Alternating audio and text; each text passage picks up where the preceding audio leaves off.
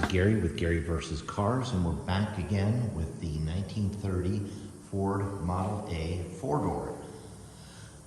Where we left off, I put the car in PPG epoxy primer, and I've let it sit for a couple weeks, and now I'm doing some very minor body work. As you can see right up here, I've got some Evercoat Ultra feather fill, or it's not feather fill, Evercoat Ultra Premium body filler. This is where the lead seam is. So I scuffed it, cleaned it off, and then applied a coat of filler. I'll now block that down. And again, here's another lead seam right here. Most of this filler will come off. Some imperfections, some small dents that needed to be addressed. Minor stuff. I'll block that down. I'll start with 80 grit, go to 220 grit, and I'll use a guide coat in between. Again, this is where there's lead. And again, this is where there's lead. You can even see the seam right here. So this is where the seam of the body is, and it goes right up and it's lead filled. Okay, I'll bring you back after the first round of sanding. Okay, here we are after the first round of filler, knocked down with 80 grit and wiped down with some cleaner. And you can see how there's a low spot right here, and this is high spots. I'm gonna try to put another little skim coat of filler over that to see if I can get that. Up here, looks really good. Down here, just a little low right in there. You can see the low spot right here, here, and here. These are where the sanding has not touched the filler. I scuffed those up, put a little more filler there. This is a high. Again, another high. So maybe a little filler wrong here, because there's a slight wrinkle here. Really isn't noticeable unless you run your hand on it. And by the way, I should be using gloves. I don't want my oils for my fingers on here. Yet another low spot coming up. This is looking really nice right up here. This will just sand out real nicely. Don't need to do anything else there. Low spot, low spot. Still a low spot in here. And then up here on this side, this is looking really nice. That's all smoothed out. Don't need to mess with that. Up here, there is just a slight transition wrinkle up here. I'm gonna get that just because I'm here. Nobody's gonna be looking at the car from up there, but if you're 20 feet away and you see a little wrinkle up there, that'll ruin my day, so can't have that. So again, 80 grit on a long board. I'm using a DuraBlock. You really want to use a board that is about the size of the area you're working, so you're not messing with other areas. And I have all different kinds. I'm using a hard board right now. When we get into the 220, I'll go to a soft sander and just light pressure, if any. So I'll bring you back after the second coat of filler. And these are really skim coats. This is not a lot of filler on here. Okay, here we are with the second coat of filler applied. And I'll be sanding that down. It just kicked. So I'll start sanding it. Of course, you can see I forgot to scuff this area and I forgot to hit this area. I totally missed that little spot. So I think there will be a third round in my future, but it's shaping up nicely.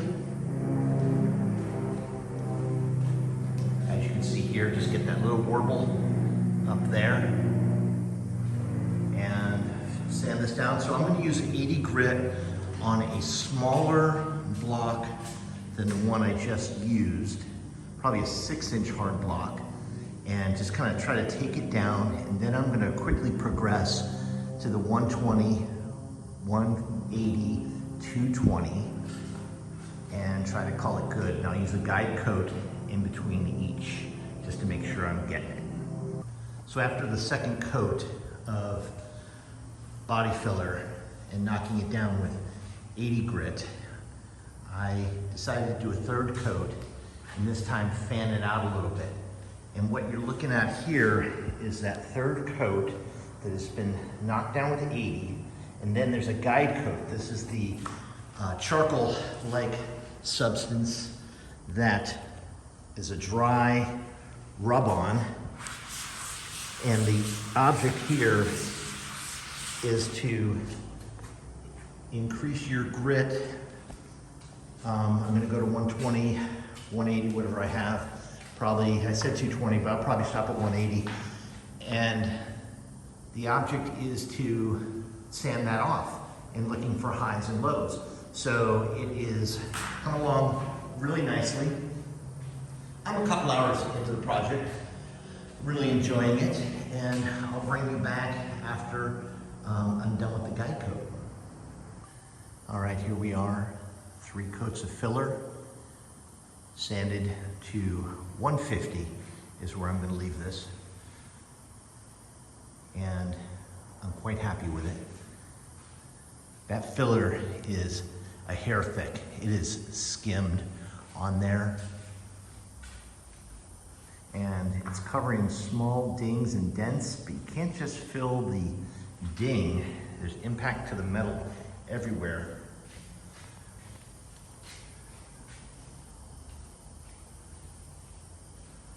This corner had a very subtle ripple all the way down. Now it's super smooth. This right here had some low spots in here all around, low spot through here. So I filled that. And of course up here where the lead seam is. Smooth the top there, smoothed here. Now over here, you can still see low spot, low spot. I'm gonna leave those for now. I'm gonna get the high build primer on there, see if that will fill it in. If not, I'll put a little putty on that. I'm not too worried about those, but that is an example of low spot. In fact, you can see the metal here and here. So these are the highs, and then this is the low right there. And of course, I'll wipe that down again. So when working with sandpaper and sanding, I think it's important to progress slowly through the grits. You really have to be disciplined to constantly change out your paper, because what happens is, as your paper dulls, you're riding the wave. You're not cutting through it. You're riding it, and you're just creating these you're rounding your filler as opposed to cutting through it. So you got to really discipline yourself to either clean your paper, and I use a wire brush to clean my paper if it gets clogged, and then I change it regularly. And it's really important to do that, because again, if you don't, you're really wasting your time, because you're not going to get the results that you're desiring. So I'm going to let this sit tonight. I'm not worried about the bare metal. We're in Southern California. It's pretty dry. It won't flash rust on me. And then tomorrow, I'm going to do the high build epoxy, 3 coats, and that is a direct to metal high build. We will scuff the entire car with a red Scotch-Brite, degrease it, and shoot the paint on there, or the primer. And then we'll let that sit for 2 or 3 weeks to really bake in the sun, and then we'll block it. So, more to come. All right, so this is day 2. I've got about 3.5 hours into the bodywork on this car. I just scuffed the entire epoxy primer with a red Scotch-Brite because I waited longer than 5 days to put a second coat or another coat or a top coat of another primer on it. So I just simply had to scuff it down. This is before I've wiped it down. And I have the doors over here laying flat. And when we paint the car, we'll paint them upright. But for the high build primer, I decided lay them flat so that they don't, I run lesser risk of paint runs. Now on this door, I did not look at it close enough, and sure enough, there's a little dent right here, and then there's a little, here it is right here. There's a little something right there. You can, I can't insert, the camera's gonna pick it up. That's gonna require a little filler, but I'm gonna move ahead and do the high build on there and probably have to come back to that. As far as the hinges, I'm gonna take those off. They don't need a lot of build. They're real smooth, and the same as on the car, they're super smooth. So I don't wanna build up a lot of primer, and definitely not where the pins go.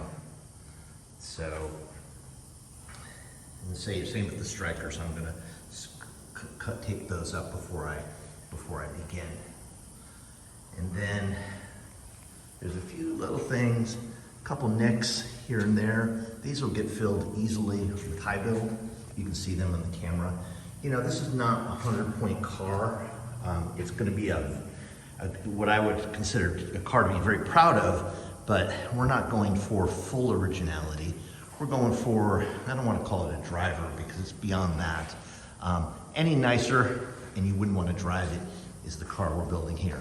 Now the floor, we cleaned up the paint booth, washed down the walls, and washed the floor down, got it nice and wet so that hopefully no dust in the air. But with the high build, I'm not worried about this. Final paint job, we will go to extreme detail to clean the floor up.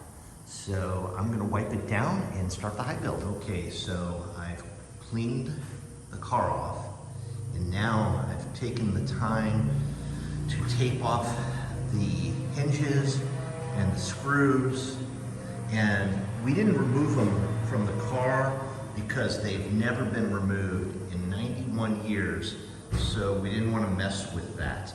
And then I've taped off areas that I don't want to paint as well. And the plan here is 3 coats of a polyester high build primer from Eastwood, and then sand it, block it down.